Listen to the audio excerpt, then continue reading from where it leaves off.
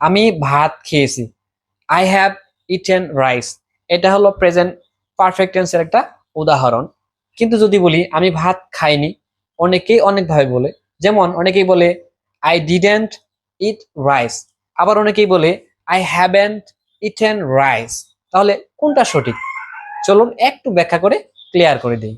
দেখুন, যদি বলি আই হ্যাভেন ইটেন রাইস, বাক্যটি সঠিক, অর্থাৎ এটা হলো প্রেজেন্ট পারফেক্ট টেন্সের একটা স্ট্রাকচার।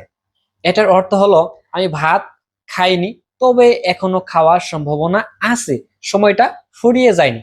এরূপ অর্থে প্রকাশ করতে আমরা ব্যবহার করব প্রেজেন্ট পারফেক্ট টেন্সের স্ট্রাকচার, অর্থাৎ আই হ্যাভেন ইটেন রাইস। যদি বলি আই ডিডেন্ট ইট রাইস, এটা অর্থ হবে আমি ভাত খাইনি, তবে অর্থগত দিক থেকে চিন্তা করলে এটার অর্থ হবে যে আমি ভাত খাইনি এবং কি খাওয়ার সময় চলে গেছে, অর্থাৎ পাস্ট হয়ে গেছে। এর জন্য আমরা পাস্ট ইনডিফিনিটের স্ট্রাকচার ব্যবহার করি, অর্থাৎ আই ডিডেন্ট ইট রাইস। এখন যদি বলি কোনটা সঠিক, অর্থাৎ দুটোই সঠিক, তবে অর্থগত দিক থেকে একটু আলাদা।